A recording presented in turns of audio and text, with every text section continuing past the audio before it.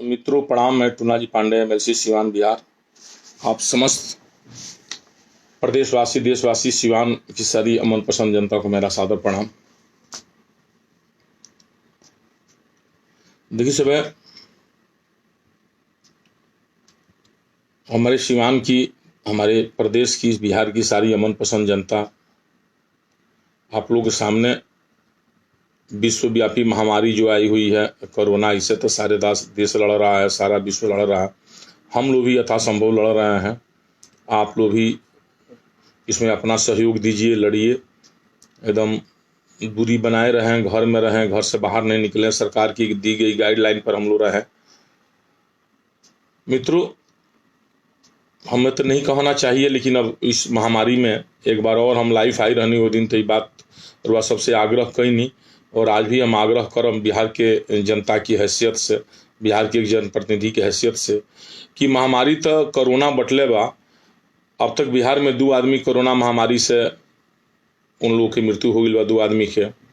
लेकिन कोरोना से बहुत बड़ा महामारी हमने के शिक्षक हड़ताल भी बा बेरा, और सरकार पता नहीं कवना नींद में सुतल बा। हमने के काय में कहल जा, सरकार के कुछ कहत में भी नहीं बन पावत। सरकार तरह तरह के बात कहे लगी। सरकार के में पहल करे के चाहिए आगे आके कि कैसे भी हड़ताली शिक्षक लोग के हड़ताल तुड़वावल जा, वो लोग के शीर्ष नेतृत्व से बात कल जा।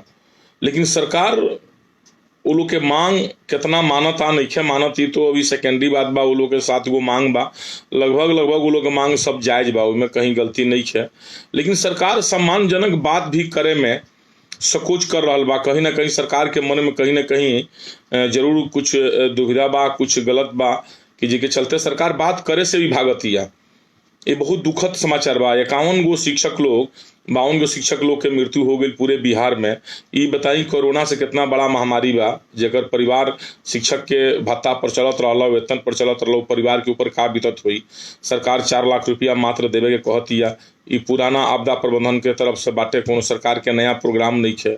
हमनी के सरकार से हम आग्रह करतनी कि जौन भी शिक्षक ये हड़ताल के वक्त जिनका अकाल मृत्यु हो गई, हार्ट अटैक हो गई, पैसा का अभाव में दवा ना हो पाओ, उनका कम से कम 15 लाख रुपया सरकार कम से कम मुआवजा दे। क्योंकि 4 लाख रुपया पहले से बा, 11 लाख अपना तरफ से। अभी देख, कोनो प्राइवेट स्कूल, प्राइवेट फैक्ट्री में अगर कोनो भी मजदूर काम करता, चाहे केहू कोनो काम करता, हमरा ये अनुभव बा कि डेली बेज में वह बहाल कैनी, ओकर बाद ओकर परमानेंट भी हो जाला, आराम से नौकरी करेला, रहेला बेचारा, ओकर पीएफ वो सब कटेला। और सरकार कैसन नियोजन ई बाटे कि एमे कोनो एकर कोनो प्रावधाने नहीं है, एकर कोनो व्यवस्था नहीं है। उतना टीचर लोग मांग कर रहा बाटे, वो लोग का मांग जायज बा, वो लोग के मांग पर सरकार के विचार करे के चाही। विशेषकर हम तो शिक्षा मंत्री के ज़्यादा ना कह पाए, वहाँ के योग्य बुजुर्ग आदमी बानी, वहाँ के देख हल्के से लागेला कि हमेशा एनी टाइम वहाँ के गुस्से में रही न। बुझाता कि पूरा बिहार सरकार के शिक्षा विभाग वहाँ के मुड़िए पर चलेला, हमरा ये बुझाला। वहाँ के सरकार के लोग कुछ गुमराह कर दिले बा, पदाधिकारी लोग, जैसे जो सीनियर पोस्ट पदाधिकारी बैठल बा लोग, उस सरकार के भी कुछ गुमराह कर रहा बा। और मंत्री महोदय लोग जाकर हमारे मुख्यमंत्री महोदय के भी गुमराह कर रहा बा। इससे सरकार के बहुत बड़ा क्षति हो रहा बा। आज ना तक काल क्षति के भुगते के पड़ी। सरकार के ऊपर उठे के चाहिए, नींद पर सुतला से फायदा नहीं है। सरकार कम से कम, शिक्षक लोग भी सरकारे के एक ठो अंग हटे। ये शिक्षक लोग के ये सरकार, जो सरकार अभी बा, यह सरकार ऊपर बहाल भी कैले रहे, तो कम से कम शिक्षक लोग के सम्मानजनक बात करके ये हड़ताल के खत्म करावल जाए, तो वो लोग के शीर्ष नेतृत्व से बात कल जाए। विशेषकर हम अपना एमएलसी भाई लोग से भी आग्रह करब कि 6 गो एमएलसी भाई साहब हमारे सब स्नातक से, 6 एमएलसी भाई साहब बा हमारे टीचर से, शिक्षक से, हम भी बानी साथ है, और भी हमारा ऐसा बहुत एमएलसी लोग बालो कि जे में सहयोग करे खातिर तैयार हुई। हम शिक्षक वर्ग के शीर्ष नेतृत्व से, ये भी संगठन के शीर्ष नेतृत्व शिक्षा वर्ग से, वो लोग से आग्रह करब कि आप लोग एमएलसी लोग का भी सहयोग लीजिए। एमएलसी लोग से भी आह्वान कीजिए कि भाई वो लोग भी आपके लड़ाई में लड़ें। और हम आप सारे एमएलसी लोग से भी हाथ जोड़ के आग्रह करब कि ये लड़ाई के हमनी के बहुत अच्छे ढंग से शिक्षक के तरफ से लड़ल जा। और वह सभी 12 आदमी बानी, हम भी बानी, 13वां हो गनी, और 2, 4, 10 गो एमएलसी लोग हमनी के संगे जरूर आ जाई। और सरकार ये जाति करती है शिक्षक लोग के संगे एकदम। शिक्षक लोग के जब गुरजन लोग के भी वो मान सम्मान नहीं दे सकत, अच्छा ढंग से बात करे की स्थिति में सरकार नहीं है, ये सरकार के का कहल जाए हमारा समझ में नहीं आवत। ऐसे हमनी के विशेषकर शिक्षा मंत्री से ई आग्रह कैला से शिक्षा मंत्री मानो मुनम ना, हमरा जहाँ तक पूरा आशा बा आग्रह करे कि यहाँ कहिए नहीं है, यहाँ के जितने गोड़ लागल जाई उतने यहाँ के दोसर भाषा समझत नहीं, तो हमनी के वही भाषा में यहाँ के समझावल जाओ कि एक बिहार के शिक्षक के संगे रुआ काहे ऐसा दुर्व्यवहार करत तनी, एक सजा रुआ मिले के चाहिए निश्चित बा। 51 शिक्षक मर गई, केकर जिम्मेदारी बनता, सरकार की जिम्मेदारी कुछ बनता कि नहीं? क्या इ पर FIR केस नहीं चल सकता सरकार पर? एक सरकार के नीति के चलते 52 शिक्षक मर गई, आखिर के एकर गुनाहगार बा? सच्चा गुनाहगार एकर सरकार भी, या सरकार ए पर माने के तैयार नहीं है। तो कम से कम सरकार पर जागो ना, अगर जागी तो आवे वाला आंदोलन बहुत भयंकर आंदोलन हो जाई और उसमें सरकार के झुके के पड़ जाई, सरकार के सब कुछ गंवावे के पड़ जाई, ये निश्चित बा। हम सारा अपना MLC लोग से आग्रह करब कि जोन 4/5/2020 से जोन हमने के आंदोलन रुआ सब के, और सरकार अगर मांग नहीं मानत तो रुआ सब 5/5 से आंदोलन करे के रुआ राजभवन मार्च के रुआ सब जोन अल्टीमेटम दिले बनी, वो अल्टीमेटम में रुआ सब सारा MLC लोग के भी आह्वान करी, और MLC लोग से भी आग्रह बा कि वो हमनी के राजभवन मार्च में हमनी के संगे संगे शिक्षक लोग के चले के, कहें शिक्षक लोग के मांग कोनो गलती नहीं है। शिक्षक लोग के मांग आप सब महिला लोग के 100% ऐच्छिक स्थानांतरण बा, में कौन गलती बा? बात भाई एकदम सही बा। राजकर्मी के दर्जा रुआ काहे नहीं देत, कितना दिन डेली वेज में रुआ खटावत रहे, कम से कम एक मान सम्मान दर्जा तो राजकर्मी के रुआ दी, वो लोग के कौन मांग वो लोग गलती बा? हाई कोर्ट सुप्रीम कोर्ट के जो आदेश बा 78 नंबर, वो आदेश के रुआ पालन नहीं कर पावत, तो समान वेतन समान, अब जोन भी मने वो लोग के मांग भी बा, हमारा नहीं के कि वो लोग के पेंशन के बा और भी कोनो मांग वो लोग की गलती नहीं है। अगर 1-2 मांग गलती बा तो ओकरा के मत मानी, ओकरा के छोड़ दिया जाओ, ना मानल जाई, लेकिन जोन माने लायक बा तो माने के चाहिए। और वह सबसे मानल तो एक तरफ वह सम्मानजनक बात नहीं करत, ये सरकार के बहुत असंवेदनशीलता बा सरकार के, आप जान जाए। तो हम शिक्षा मंत्री से भी कहे, आग्रह करे लगे शिक्षा मंत्री नहीं कि हम आग्रह तब करना शिक्षा मंत्री से, मुख्यमंत्री महोदय से आग्रह करता नहीं कि कम से कम अपना शिक्षा मंत्री के रुआ बुला के वस्तु स्थिति जानी, ना तो हमने ऐसा जनप्रतिनिधियों के कम से कम बुला के कम से कम वस्तु स्थिति जानी कि शिक्षा के का हाल बाटे, शिक्षक लोग के का व्यवस्था बा। रुआ सब अपना अहंकार के चक्कर में कि हम सुप्रीम कोर्ट में केस जीत गए, फलाना हई कर लेनी हऊ कर लेनी, और रुआ सब चाहते नहीं शिक्षक लोग के झुका देवे के। शिक्षक लोग के झुकावला के मतलब भइल कि पूरी समाज भारतीय संस्कृति के रुआ झुकावे के तैयार बनी। रुआ अपना मैंने सोचे के चाहिए बात के, राउर शिक्षक लोग बहाल कैल बा, रुआ वो लोग के देखे के चाहिए, वो लोग पर ऐसा कठोर डंडा रुआ मत चलाई। ऐसे बिहार सरकार से हमारा आग्रह बा कि शिक्षा मंत्री को आदेश रुआ दी, और ना तो एक समन्वय समिति लोग के बुला के जे भी शिक्षक वर्ग के शीर्ष वर्ग के नेता बा वो लोग के बुलाई, अब बुला के ये लोग के मांग पर वह विचार करी।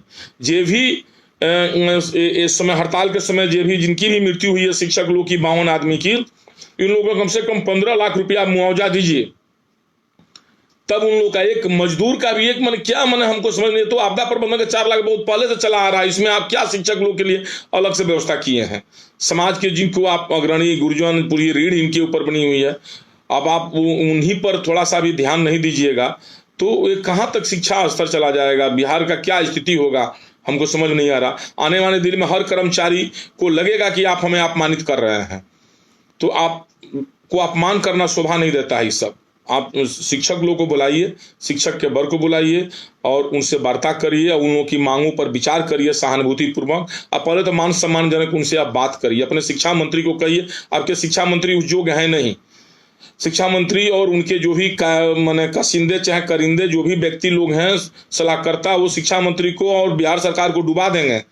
ये शिक्षक आंदोलन ऐसा न हो अभी एक जेपी आंदोलन से निकल कर आए हुए हैं, एक बहुत भयंकर आंदोलन हो जाए। अभी हम मीडिया ऊपर देख रहे थे क्या मछली पार्टी कौन पार्टी लोग मना रहा है, और शिक्षकों के विषय में कोई सोचिए नहीं रहा है। ये सरकार की असंवेदनशीलता है।